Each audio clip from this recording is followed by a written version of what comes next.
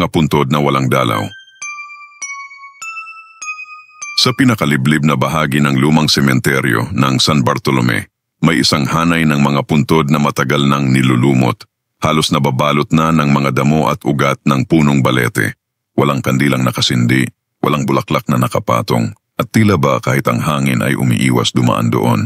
Ang mga tagalinis ng sementeryo ay hindi lumalapit sa bahaging iyon. Hindi dahil sa katamaran, kundi dahil sa takot. Tuwing undas, buhay ang buong sementeryo. May mga ilaw, dasal at tawanan ng mga pamilyang dumadalaw. Ngunit sa dulo, sa mga puntod na walang dalaw, may kakaibang katahimikan. Isang uri ng katahimikang parang humihinga, parang nagmamasid. Isang gabi ng undas, matapos ang huling dalaw ng mga tao, bumuhos ang ulan. Isa lamang ang naiwan, si Mang Cardo, ang tagabantay ng sementeryo. Habang nag-iikot siya, napansin niyang may mga kandila sa lumang bahagi. Mga kandilang nagliliyab kahit basang-basa ng ulan. Wala namang naglagay doon. Lumapit siya at doon niya nakita ang mga puntod. May mga aninong nakaluhod, tila ba nag-aalay ng dasal. Ngunit walang mukha ang mga iyon at ang mga kamay ay parang buto na lamang. Kinabukasan, nang suriin ng mga tauhan ng lugar, wala ni isang kandila o bakas ng tao. Sa bawat gabi pagkatapos noon may naririnig si Mang Cardo, mahihinang iyak, mga tinig na bumubulong ng mga pangalan. Kapag lumapit siya, naglalaho ang mga tunog. Ngunit naroon lagi ang amoy ng kandilang patay na. Makalipas ang ilang linggo, napansin ng mga tagalinis na may mga bakas ng kamay sa mga puntod. Mahahabang marka, parang pilit na kumakapit mula sa ilalim. At isang umaga, may natagpo ang bagong puntod, walang pangalan, walang lapida, sa gitna mismo ng hanay ng mga walang dalaw. Sa ibabaw nito ay isang kandilang itim, hindi na uubos kahit ilang araw nang nakasindi.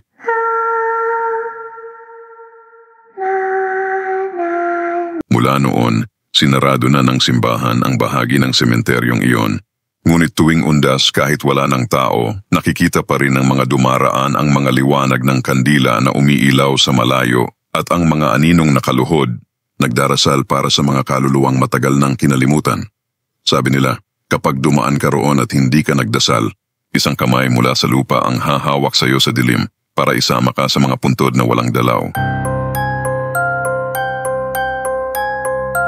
Makalipas ang isang taon, muling sumapit ang undas. Muling nagliwanag ang sementeryo ng San Bartolome sa dami ng mga kandila at bulaklak. Ngunit gaya ng dati, may isang bahagi pa ring nananatiling madilim. Ang hanay ng mga puntod na walang dalaw. Walang gustong lumapit doon. Kahit ang mga tagabantay ay may mahigpit na bilin na iwasan iyon tuwing 12:00 ng gabi. Ngunit isang batang lalaki, si Junjun, ang naglakas loob. Kasama niya ang kanyang lola upang dalawin ang puntod ng kanilang kamag-anak.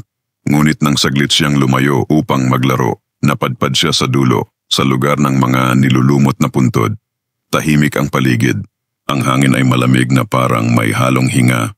Sa lupa may mga bakas ng paa na parang sariwa pa, ngunit walang sino mang nakikita. Sa gitna ng mga puntod, may isang itim na kandila na nagliliyab ng walang hangin at ulan. Nahipnotismo si Junjun, lumapit siya at tinitigan ang apoy.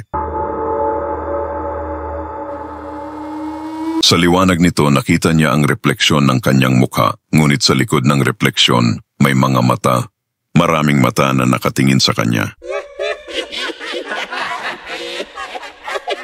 Napasigaw siya at tumakbo, ngunit sa bawat hakbang ay lumulubog ang kanyang mga paa sa lupa, parang may mga kamay na humihila. Ang sigaw niya ay natabunan ng hangin at ulan. Nang marinig ng kanyang lola, huli na. Ang natagpuan lamang ay ang maliit na tsinelas ng bata at ang kandilang itim na muling nagliyab, mas maliwanag kaysa dati. Kinabukasan, sa pag-ikot ng mga tagabantay, napansin nila ang bagong puntod sa dulo. Wala itong lapida, ngunit may nakasulat sa lupa gamit ang abo. Huwag ninyo kaming kalimutan.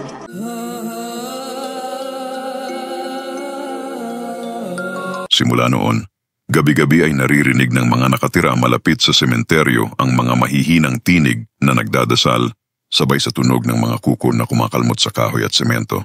May mga nakakita ring aninong naglalakad sa gitna ng ulan. Bit-bit ang mga kandilang hindi nauubos. Minsan, may isang sakristan na nagmalasakit at naglagay ng bulaklak sa isa sa mga lumang puntod. Kinabukasan, natagpuan siya sa loob ng sementeryo. Nakahiga sa malamig na lupa, nakangiti, ngunit bukas ang mga mata na tila nakakita ng isang bagay na hindi kayang ipaliwanag ng sinuman. Sa dibdib niya, nakapatong ang bulaklak na inilagay niya kagabi, ngunit ngayon ay tuyong-tuyo, parang ilang taon nang patay.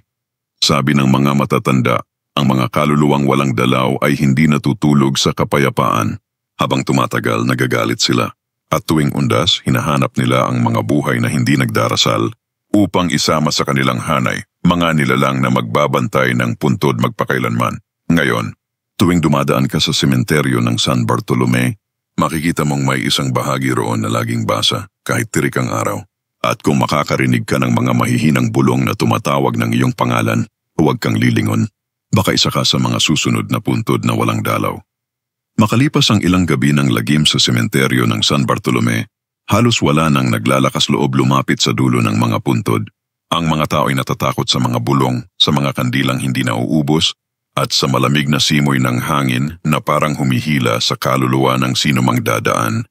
Ngunit may isang madre na nagngangalang Sister Leticia, isang matandang tagapagdasal ng kumbento na narinig ang balita.